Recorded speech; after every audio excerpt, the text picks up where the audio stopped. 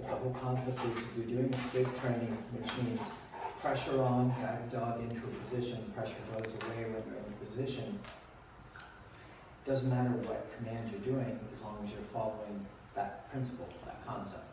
So if I'm doing collar heel and the dog's out in front of me, press, hold at a level that motivates the dog, lightly guide the dog back into position. Lightly guide the dog, lightly guide the dog back into position. As soon as the dog's in position, off the button, mark it with good if that's helpful. Boom. Repeat, repeat, repeat. You are now conditioning the dog. You are training the dog e-collar heel, and you are doing escape training. You could do the same thing for sit. I could say sit, press, hold, guide the dog up. Butt hits the ground, button goes away. It's escape training, same exact thing. What I'm trying to get across is, I'm not saying this is how you should train, but what I'm trying to do is expand your horizons about how you think about e-collar training. And so all the dogs that come in, typically they get 2 to 3 to 4 days of leash and prong. Not that we couldn't go straight to e-collar. A lot of folks, once again, are caught up in a thing of like, if you go straight to e-collar, rather than training the behaviors beforehand, it's unfair and it's highly stressful to the dog. If you're using levels that are only motivational to the dog and not worrisome, not bothersome, and you're guiding the dog with the leash, there's no added stress. In fact, it's oftentimes far easier on the dog than just if you were doing leash and prong.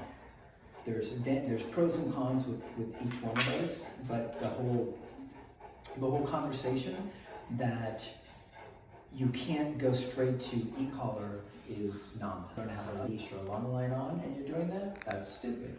Now you're trying to communicate with the dog, even if you've done food work, you're trying to communicate with the dog with a non-directional tool that also has a novel sensation to it that's likely going to confuse the dog, baffle the dog, and cause all sorts of fallout and problems. So, why can we go straight to e-collar if we want? Because we're going to guide the dog into the position that we want. Makes it super easy on the dog as well. Nice.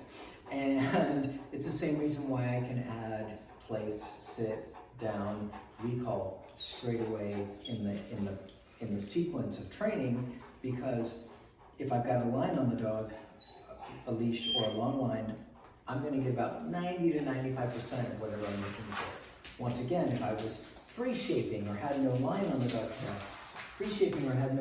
dog, I wouldn't do it because I have no idea what I'm going to get.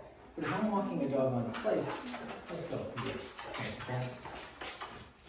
If I'm walking a dog on a place, and even if whether I'm doing e-collar or leash and prong, place, walk them on, good, when they're in the spot, cool. So there's the whole don't name it till you love it. I think we mentioned that earlier today. If you're teaching a dog what you're looking for, and you're going to get about 90 to 95% of what you're looking for, then all you do is nail the parameters of what success looks like, which is the exact same thing that anybody who's training a dog and not naming it until they love it, they're doing the exact same thing. They just believe that adding a word later makes for more clarity for the dog. The whole notion of if you put a word on something, that you're going to thus be locked into confusion forever. There's a lot of conversation out there, if we take it in its very simple forms, that if you name something before you like it, before it's perfect, that means that to me it's just really, really poor critical thinking, that behavior is now forever going to be whatever it was once you put the name on it. That you couldn't continue to cultivate and perfect and narrow the parameters of what success were and what success were and what success were or what success was.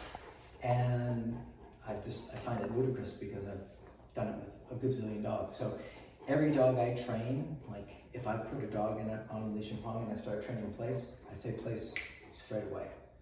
I've never had a dog be confused about it, ever.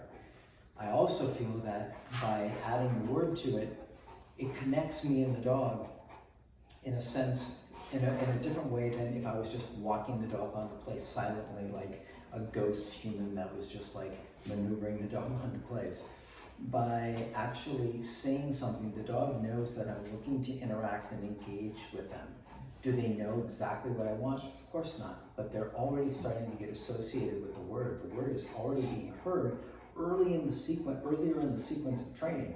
Place, place, place, place, place. Okay, so they start getting it earlier and earlier, and then you make sure that they understand that place is in fact this thing.